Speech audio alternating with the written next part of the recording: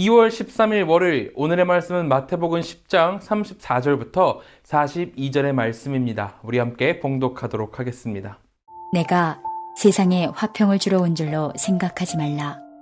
화평이 아니요 검을 주러 왔노라. 내가 온 것은 사람이 그 아버지와 딸이 어머니와 며느리가 시어머니와 불화하게 하려 함이니 사람의 원수가 자기 집안 식구리라. 아버지나 어머니를 나보다 더 사랑하는 자는 내게 합당하지 아니하고 아들이나 딸을 나보다 더 사랑하는 자도 내게 합당하지 아니하며 또 자기 십자가를 지고 나를 따르지 않는 자도 내게 합당하지 아니하니라. 자기 목숨을 얻는 자는 잃을 것이요 나를 위하여 자기 목숨을 잃는 자는 얻으리라. 너희를 영접하는 자는 나를 영접하는 것이요 나를 영접하는 자는 나를 보내신 이를 영접하는 것이니라. 선지자의 이름으로 선지자를 영접하는 자는 선지자의 상을 받을 것이요 의인의 이름으로 의인을 영접하는 자는 의인의 상을 받을 것이요 또 누구든지 제자의 이름으로 이 작은 자 중 하나에게 냉수 한 그릇이라도 주는 자는 내가 진실로 너희에게 이르노니 그 사람이 결단코 상을 잃지 아니하리라 하시니라. 오늘 본문에서 예수님은 복음이 전해진 곳에 평안뿐만이 아니라 갈등도 있을 것임을 말씀하십니다. 34절을 통해 이렇게 말씀하시죠. 내가 세상에 화평을 주러 온 줄로 생각하지 말라. 화평이 아니요 검을 주러 왔느라. 예수님은 화평의 왕이시고 예수님의 제자들은 화평케 만드는 사람들이지만 그 화평은 하나님과 화목하기 위해 세상의 불화를 기꺼이 감수하는 자들에게 주어집니다. 예수님은 말씀하세요. 믿느냐 믿지 않느냐 단 두 개의 선택지밖에 없다는 거죠. 중간지대는 없다는 겁니다.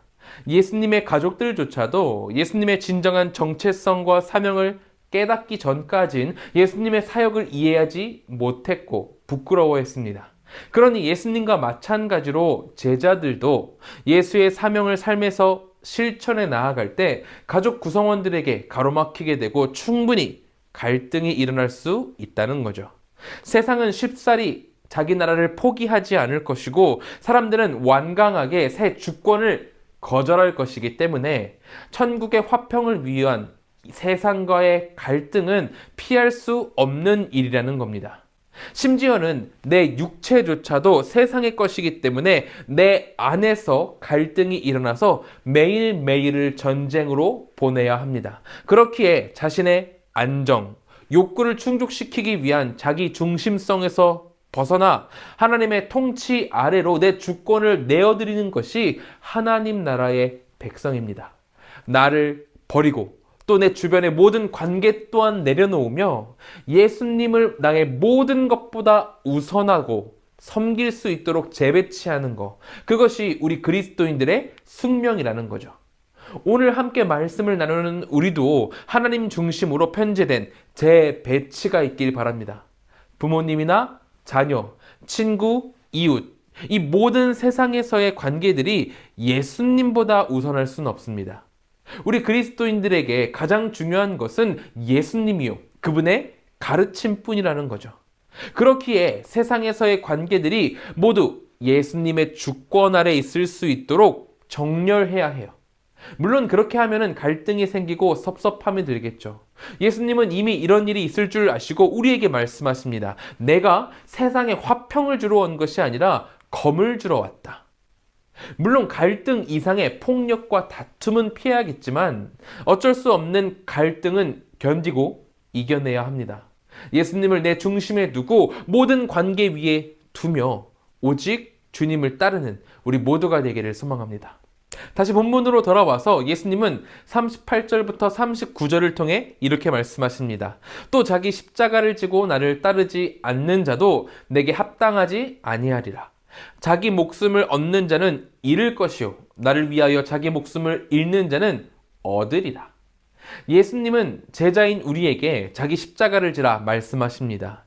예수님의 시대에 십자가를 지고 처형장으로 간다는 것은 굉장한 치욕을 의미했습니다. 사형수가 자기 처형 도구를 직접 짊어지고 사형장까지 먼 길을 걸어가는 일은 명예를 중요시하던 그 시절에 얼마나 부끄러운 일이었겠어요.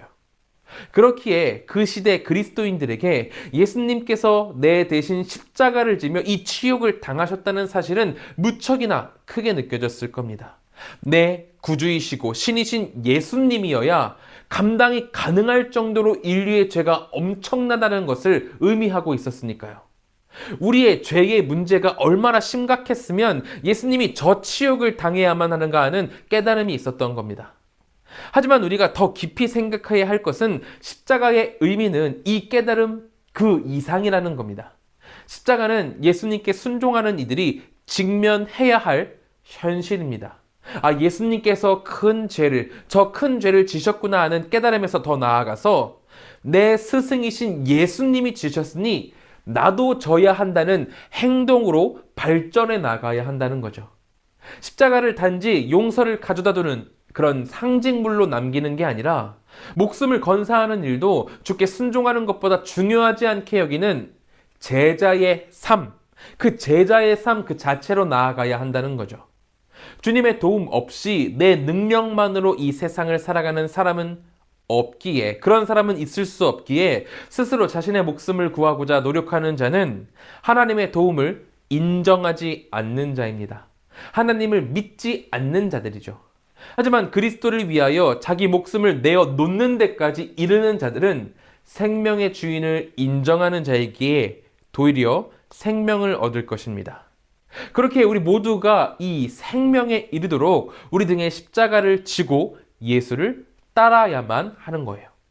세상은 말하죠. 생명에 이르기 위해서 돈이 필요하고 명예가 필요하고 내 자리를 보존하기 위해서 힘이 필요하다라고 얘기를 해요.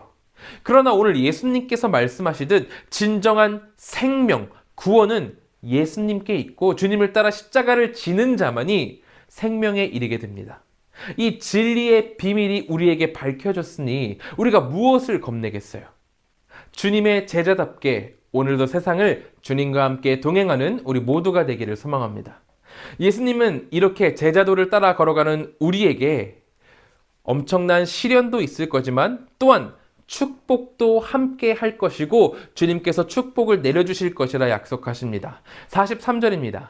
또 누구든지 제자의 이름으로 이 작은 자 중 하나에게 냉수 한 그릇이라도 주는 자는 내가 진실로 너희에게 이르노니 그 사람이 결단코 상을 잃지 아니하리라 하시니라.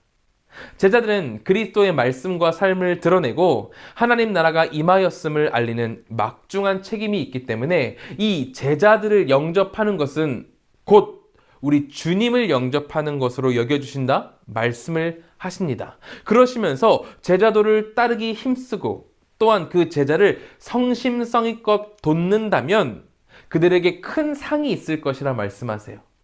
우리가 제자도를 따를 때 또한 제자도를 따르는 사람을 도울 때 우리에게 큰 상이 있다는 거죠. 그러므로 예수님의 뒤를 따르기를 우리 모두가 두려워하지 않았으면 좋겠습니다. 물론 당연히 어렵고 힘든 길이지만 주님은 우리를 외면치 않으시고 주님의 길로 인도하시며 모든 것들을 상으로 보답해 주실 것입니다. 또한 주님의 길을 걸어가는 자들을 위해서 물질 내어놓길 주저하지 마시기 바랍니다. 하나님께서는 더 큰 복으로 넘치게 채워주실 것입니다.